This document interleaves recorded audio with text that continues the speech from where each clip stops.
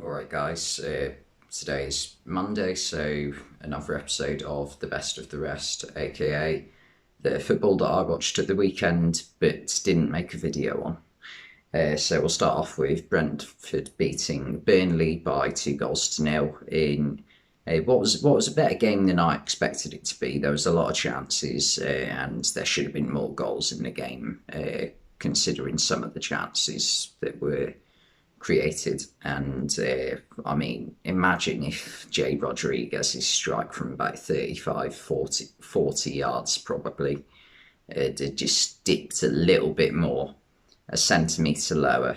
I mean, that's a goal of the season contender right there. It reminded me of a goal Matt Phillips, I think, for QPR scored against Crystal Palace, maybe 2015, I think it was. Just out of nowhere, and it looks like it's going miles over and just dips like hugely. And yeah, that would have been one of the goals of the season, no discussion. And yeah, Burnley had their chances but failed to take them. Maxwell Cornet probably had the pick of the bunch when Rico Henry and Ethan Pinnock had a bit of a miscommunicative moment. Is that a word? Miscommunicative moment. I've created a word there, I think. And Ethan Pinnock, like he doesn't look like the quickest player ever. He was running back and he looked like he'd had cement for shoes. Yeah, he wasn't the quickest. Cornet managed to catch up with him, get the ball, but failed to take the chance. Brentford also had quite a few good chances which they could have taken and, wrapped up the game earlier. Vitali and Yanel probably had the pick of the bunch for them, with a header that just went over the bar. But in the end, Ivan Toney and Christian Eriksen were the heroes for Brentford. First goal was a superb cross from Eriksen on his weak foot.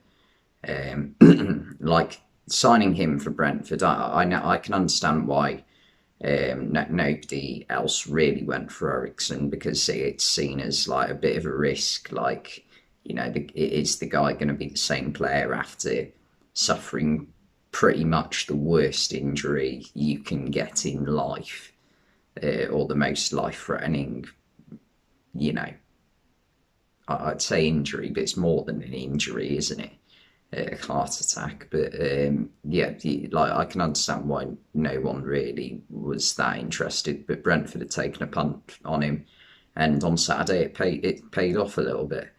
Brilliant cross and brilliant header from Ivan Toney, and Ivan Toney then converted a penalty after Eriksen played him through, and Nathan Collins took him out, sort of. It wasn't a great tackle from Nathan Collins. I think, given the circumstances, I think he may have been smarter just to try and put pressure on him, but without making a challenge for the ball and hoping that the keeper bails them out, because 1-0 with, less than a minute to go, all he's done now is he's just made himself unavailable for the next game, which is really not going to help Burnley if Ben Mee's injured. So not the smartest decision, but once again, link up from Eriksen and Ivan Toney. And by the way, Ivan Toney is really all of a sudden gone under the radar in terms of how many goals he scored. I think he's something like the 6th top scorer in the league now. I think he might have 11 goals this season in the Prem, which, I mean, if you consider who's got more than him, I think Son might have the same as him. I think Ronaldo's got one more. Mane and Jota both have one more, and then Salah obviously is about 5 or 6 ahead of the rest. But still, Toney is having a fantastic season.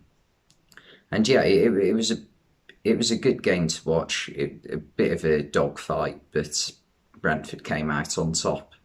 A bit of a blow for Burnley, though. Okay, then Man United beat Tottenham 3-2 in probably the game of the weekend, in my opinion. It was a brilliant game at Old Trafford. Cristiano Ronaldo once again showing he's still got it as a striker at the age of 37. Incredible performance from him in particular. The first goal though, I felt as good as goal it was from Ronaldo. Brilliant strike. It wasn't quite in the top corner, so maybe Lloris could have done a bit better. Might be a bit harsh actually, but what isn't harsh is to say that Tottenham should never have allowed Ronaldo to have that much space with the ball 25-30 yards from goal. Pierre-Emile Højbjerg is nowhere to be seen at that moment.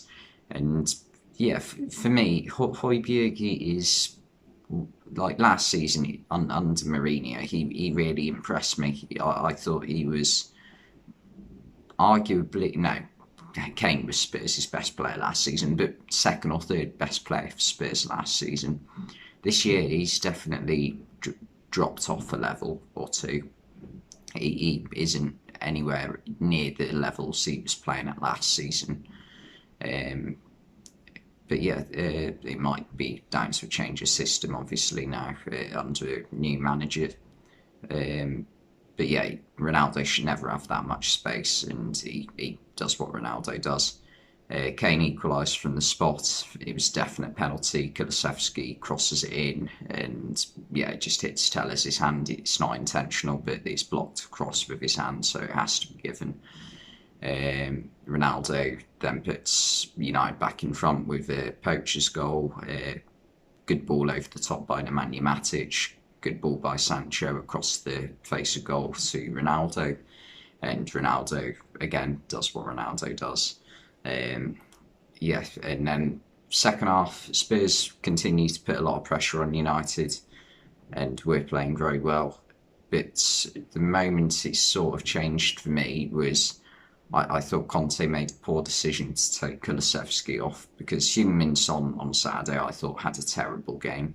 Every time he picked up the ball, he seemed to be falling over, and Kulusevski was causing much more problems to United's defence than Son was. I understand why you keep Son on the pitch, because there is always that threat, but I didn't feel like that there was going to be a moment where they would have the chance of Kane picking up the ball just past the halfway line, Son running behind Maguire and Varane, because United were playing quite deep and there wasn't too much space, which is more suited to Kulusevski than it is Heung-min Son.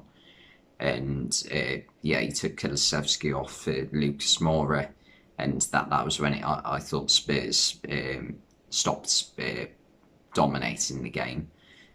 The equaliser for Spurs, Harry Maguire in goal, and it wasn't great from Maguire. You can see how it's happened, but it wasn't a horrendous piece of defending from him.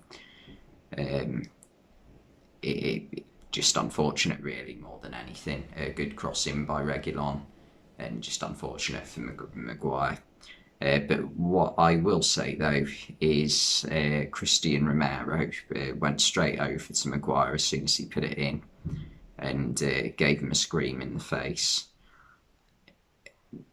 Okay, do that if you want, but don't 5 or 10 minutes later then leave Ronaldo, the greatest goal scorer of all time now, after that game, free in the box to have a header on goal and win the game. He did look a bit of a clown at that point, Romero. He's a defender who I think 90% of the game looks very good, but he is prone to an error from what I've seen of him. But other than that, he is a very good player, I think. And I mean, what a header it was from Ronaldo, bullet into the top corner. And yeah, Ronaldo hat-trick. Only his second ever Man United hat-trick, which amazed me, to be honest. I'm a bit too young to remember Ronaldo's first spell at Man United. I was only 5 years old, I want to say, when he joined Real Madrid. Nearly 6. And that was, in fact, when he joined Real Madrid, that was around the time I got into football. But yeah, brilliant game. And then finally, West Ham beat Aston Villa by 2 goals to 1. Well, the first half was a pretty poor game to watch. Second half, a lot better. First half, it was just really scrappy. It's like there wasn't many chances created. It felt very bit strange considering the two teams that are playing. Like the way Aston Villa are set up, it's a similar style to the way Brendan Rodgers had Liverpool playing in the year they nearly won the league, which I mean doesn't really come as a surprise. I mean, Steven Gerrard is the manager. I'm assuming that had some sort of influence on this because it's got a front two of Ings and Watkins, Suarez and Sturridge. You've got Coutinho in there. Coutinho played for Liverpool. Jacob Ramsey, who's similar role to Raheem Sterling-ish. That's a bit of a stretch. And then McGinn, maybe Henderson, and Douglas Luiz. A very, very low-level Steven Gerrard there. But yeah, they're a very attacking team, and West Ham aren't like a shut-up shop team. So it was a bit of a surprisingly dull first half. Second half livened up a lot. Danny Ings hit the post. Well, he didn't hit the post, but it got deflected. Fabianski tipped it onto the post, and it sort of like spun across the line, sort of. But Fabianski managed to collect it before it crossed the line. And Fabianski had a superb game, made some brilliant saves to deny Ings. I think he also stopped Buendia from scoring at one point as well. So he has a really good game. But yeah, the goal from Yarmolenko, I mean, what a moment that is for him. I mean, I imagine like the sort of stuff that is going through his mind at the moment. Because if you think like everyone you've known growing up is either had to evacuate Ukraine or is still there and in great danger. So, I mean, that is a massive pressure on him at the not pressure, but like mental weight on him. Like, because I'd imagine he feels there's not lots he personally can really do about it. So, yeah, it's always nice to see something like that happen to someone who is, having struggles. And it was a good goal as well. Benrahma played it into him. I'm not sure if Benrahma tried to play it into him because he did put a lot of pace on it, but it was a brilliant finish. One touch turn, left foot volley, right into the bottom corner. And I mean, he nearly broke down in tears after he scored it, and I can understand why, to be honest. And the second goal by West Ham, brilliant goal, brilliant team goal. Declan Rice has got to be one of the top holding midfielders in the world right now, alongside maybe Fabinho, Rodri. Who else in terms of holding midfield? I say that. I don't even think Rice is a holding midfielder. I think there's a lot more to him than that. He's probably more of a number 8 than he is a number. Not he's like a mix between a number 8 and a number 6, because the way he can carry the ball forwards like he did for the second goal, it is just like a superb talent, given like how big he is. Because like usually players who do that aren't usually 6'2" like he is. Which, I mean, is a really good quality that he has. He played it to Benrahma. Benrahma played it across goal. Fornals put a lot of pace on it and into the bottom corner. Gave Martinez very little chance to save it. Yeah, brilliant team goal. But then Villa did get a consolation at the end. Buendia did really well to get the ball past Kurt Zouma, cut back inside, lay it off to Jacob Ramsey, and Ramsey produced a really good finish. It was similar to the one he scored against Arsenal a few months ago away at the Emirates. But yeah, he's a really good young player, Jacob Ramsey, and it'll be exciting to see what he does over the next year or two. But yeah, a big win for West Ham to keep them in the fight for the top 4 They've had a bit of shaky form recently, so that'll do them a lot of good. But anyway, yeah, that's the end of the video. Thanks for watching, and I'll see you next time.